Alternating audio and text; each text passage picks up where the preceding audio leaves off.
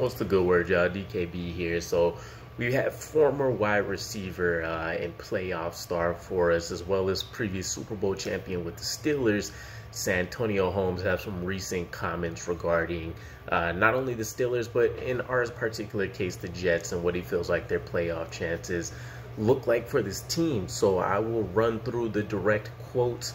It's a little bit lengthy for you guys, just you get the full context of what he was saying, and we'll kind of break it down from there.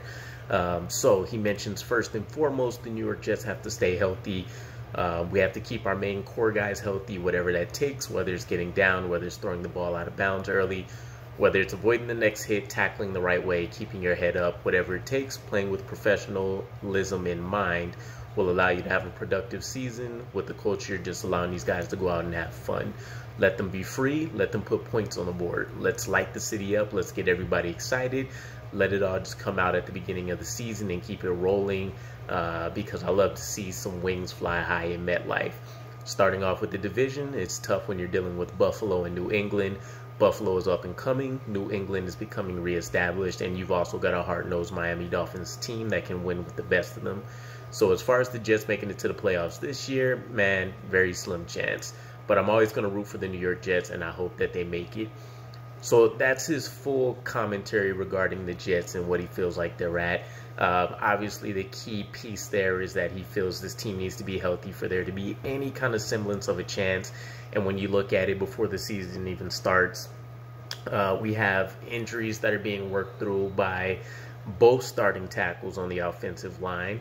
The backup tackle for the left-hand side, the blind side, Connor McDermott, he's still dealing with an ankle injury. And then we have a rookie in Max Mitchell that's a little bit unprepared. Zach Wilson, he's dealing with an injury. And then we had the whole setback in regards to him not starting until week 4 this season. So that puts another layer of concern around things, especially considering he's supposed to be the working franchise quarterback as of now, and we're hoping to make sure we have full confidence of that moving into year 3 with them.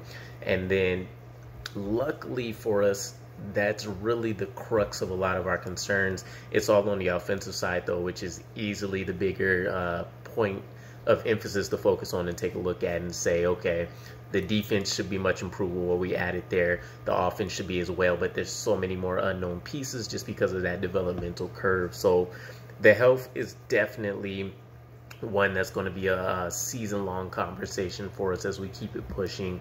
The secondary parts that you're mentioning, though, in regards to how the division and where we kind of stack up in that whole place. We're talking about Zach Wilson's place in the quarterback rankings. I put him as 3rd.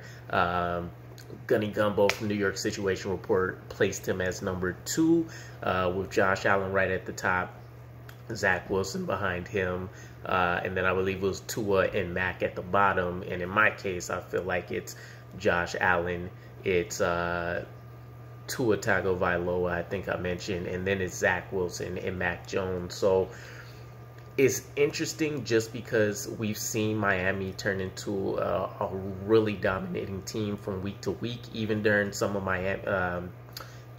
the Patriots, best days out there being, one of the front runners in the NFL. We've seen Miami not only go toe-to-toe with them sometimes, but completely demolish them in the first half of games, and then kind of fall to pieces due to consistency and, not being necessarily as talented as you can say as the rest of the team. So what he's saying shouldn't necessarily be a shocker by any means to a lot of us. I mean, if we're just being blunt, a lot of the optimism that we have is purely based off the pieces that we put in place.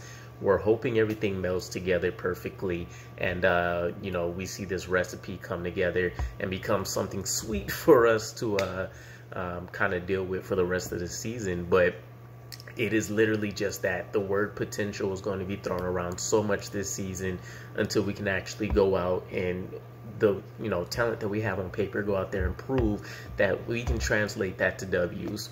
A lot of what I've been hearing recently in regards to the coaching staff is that people are cooling down a little bit on Robert Saleh. They think he's a great communicator for the most part. If you take the injury situation out, a great motivator for the team. You can obviously tell with the influx of talent we've been able to get that players love playing for him. And we've seen his schemes and stuff work. However, as always, the offensive side of the piece is what is crushing a lot of these defensive coaches that could thrive in the NFL with the New York Jets. And in this case, I do think we finally have an offensive coordinator and scheme as well that we've, again, also seen these proven results for. So hopefully that ends up being nothing. I think this first week will be really telling how far along our roster have come, how far we've came, especially considering we have the veteran Joe Flacco leading us now. And can he be susceptible to maybe a poor game? True, but you know, at least based on past history, you'd have to say that there's a high chance that we should see our offense running pretty much on all cylinders. There's not anything he's necessarily lacking other than the agility component with being able to go out there and use his legs in a dual fashion like Zach Wilson, Mike White, and Chris Streveler can.